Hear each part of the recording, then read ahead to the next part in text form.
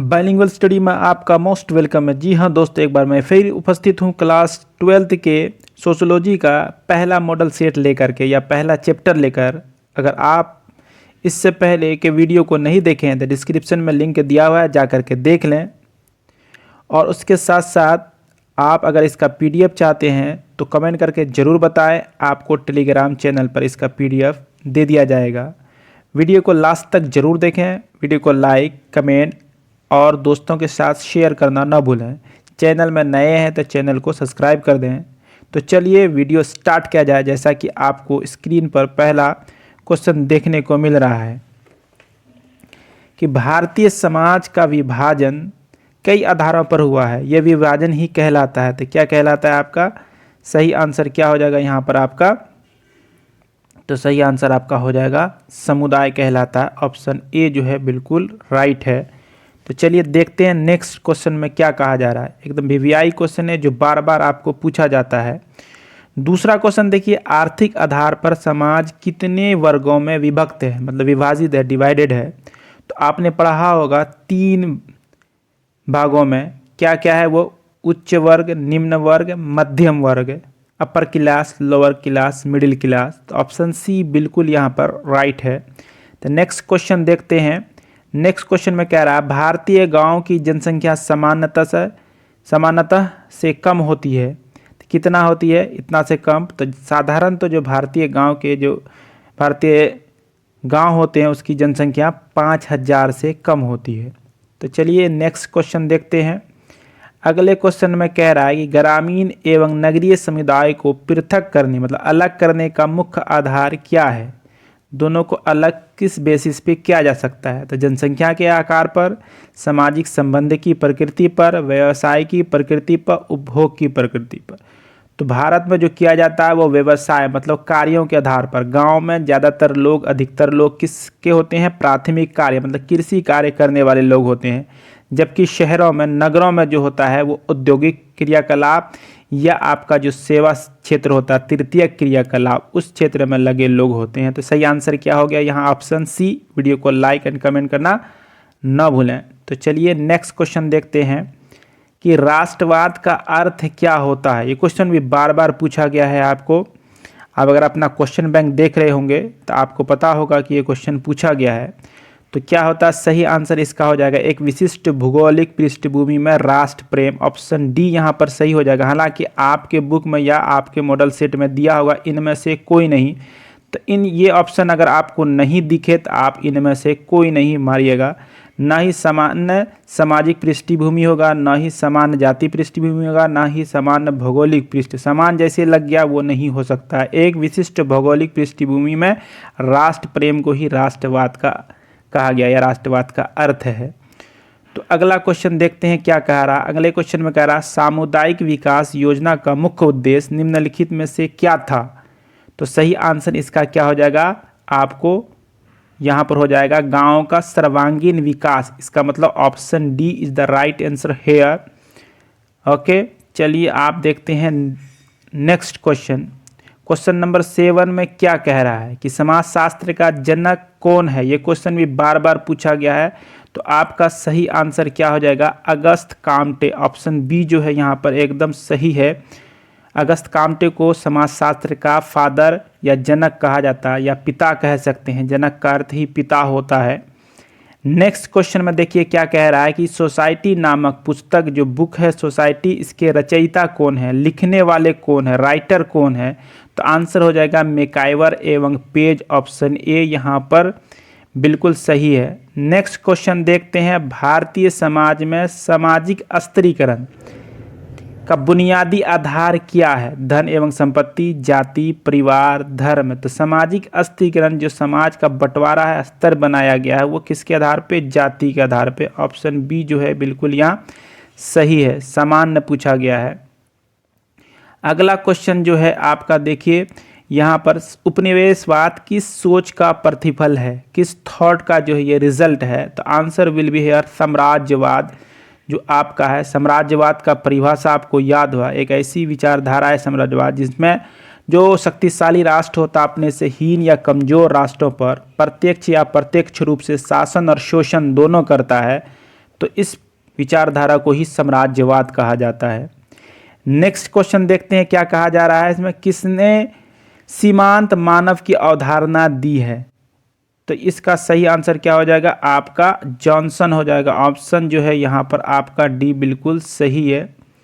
Next question देखते हैं, सामाजिक वर्ग एक समुदाय का कोई भाग है जो सामाजिक स्थिति के आधार पर, ठीक है, शेष भागों से क्या होता है पृथक किया जा सके। यह कथन किसका है, ये किसने ये बात कहा है?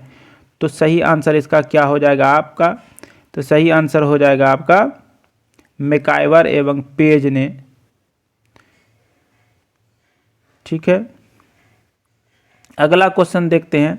अगले क्वेश्चन में क्या कहा जा रहा है, तो अगले क्वेश्चन में कहा जा रहा है राष्ट्र से अभिप्राय एक जाति अथवा वंशगत विशेषताओं वाला मानव संगठन है। यह कथन किसका है? बर्गेस का, मैकाइवर एवं पेज का, लिकॉक का, बोगार्डस का। तो सही आंसर क्या हो जाएगा आपका, तो ये बात कहा है लिकॉक ने। ऑप्शन जो है आपका यहाँ पर सी जो है बिल्कुल सही है, राइट है। नेक्स्ट क्वेश्चन देखते हैं। नेक्स्ट क्वेश्चन में कह रहा है सामुदायिक विकास योजना का मुख्य उद्देश्य निम्नलिखित में से क्या था? तो ये क्या था, गांव का सर्वांगीण विकास। ऑप्शन डी जो है आपका बिल्कुल सही है यहाँ पर आंसर। नेक्स्ट देखते हैं क्या कह रहा है। नेक्स्ट क्वेश्चन में कह रहा है ग्रामीण एवं नगरीय समुदाय को पृथक करने, ये क्वेश्चन पहले भी आ गया है, तो किसके आधार पर कर सकते हैं हम लोग? व्यवसाय के आधार पर। अगला क्वेश्चन देखते हैं, भारतीय समाज में सामाजिक स्त्रीकरण का बुनियादी आधार क्या है? तो यहाँ पर आपका जाति हो जाएगा। नेक्स्ट क्वेश्चन देखते हैं क्या है, भारत के किस विश्वविद्यालय से समाजशास्त्र की पढ़ाई शुरू की गई थी? तो सबसे पहले बम्बई विश्वविद्यालय में किया गया था और इसकी शुरुआत हुई थी 1919 ईस्वी में, इसको भी याद रखिएगा। पहले नागरिक शास्त्र के साथ भी इसकी संयुक्त पढ़ाई चलती थी। नागरिक शास्त्र जिसको सिविक्स कहते हैं, उसके साथ में इसकी संयुक्त पढ़ाई हुई थी। किसकी? समाजशास्त्र की, अर्थात सोशियोलॉजी की। नेक्स्ट क्वेश्चन देखते हैं, क्रिप्स योजना कब प्रारंभ हुआ था? तो क्रिप्स योजना जो प्रारंभ हुआ था वो 1941 में, लेकिन जो भारत आया था ये 1942 ईस्वी में हुआ था, क्रिप्स मिशन जिसको कहा जाता है। तो आंसर यहाँ पर आपका ए हो जाएगा, क्रिप्स मिशन। अगला क्वेश्चन देखते हैं। अगले क्वेश्चन में क्या कह रहा है कि समाजशास्त्र की उत्पत्ति किन भाषाओं से हुआ? आपके सेंट्रल एग्जाम में ही पूछा गया था। ये दो भाषाओं से मिलकर हुआ है, लैटिन और ग्रीक।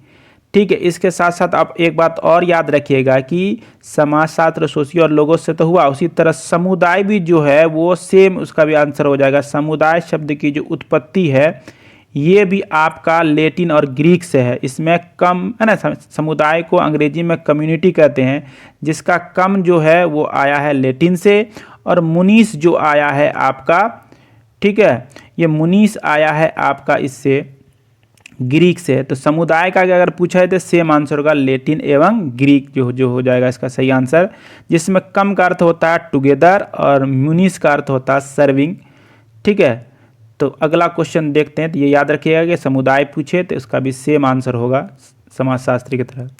सोसाइटी इन इंडिया किसने लिखी है?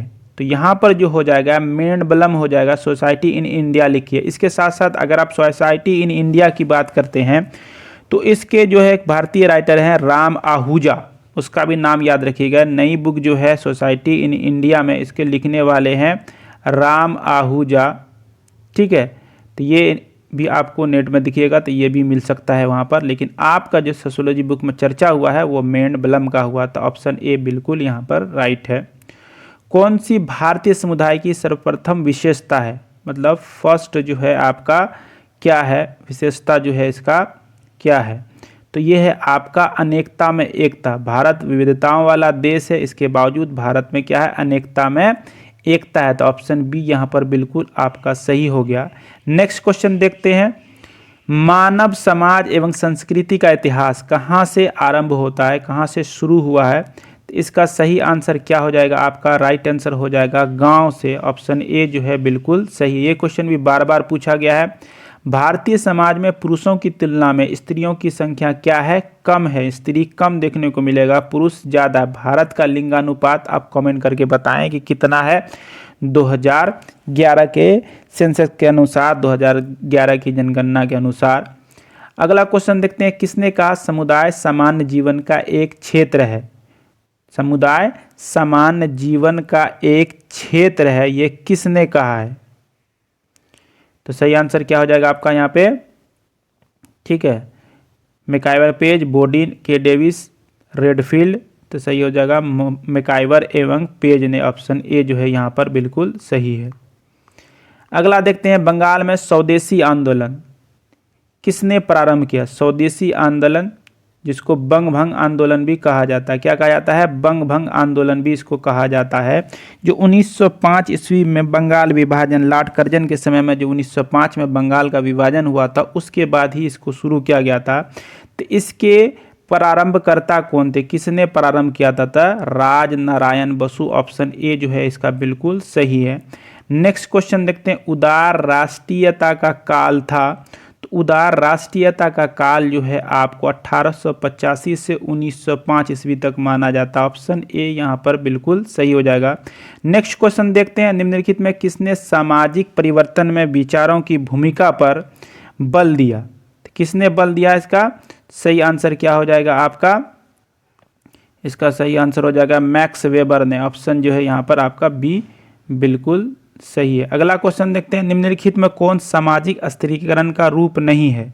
तो धर्म है, वर्ग है, जाति है, टॉन भी नहीं है, तो ऑप्शन यहाँ पर डी सही हो गया आपका। सोशल चेंज शब्दावली का प्रयोग सर्वप्रथम किसने किया था? तो देखिए आपको कहीं कहीं पर दिखाएगा कि सोशल चेंज का प्रयोग सबसे पहले अगस्त काम्टे ने किया था, लेकिन यहाँ पर जो है उसमें आपका हर्बर्ट स्पेंसर हो जाएगा, यहाँ पर आपका अगस्त काम्टे का नहीं है। अगला, सोशियोलॉजी शब्द का प्रयोग सबसे पहले अगस्त काम्टे ने ही किया था। किस विद्वान ने समाज को सामाजिक संबंधों का जाल के रूप में, सामाजिक संबंधों के जाल के रूप में परिभाषित किया है? तो सही आंसर आपका क्या हो जाएगा? मैकाइवर एंड पेज ने। अगला क्वेश्चन देखते हैं, ये हो जाएगा आपका सही आंसर।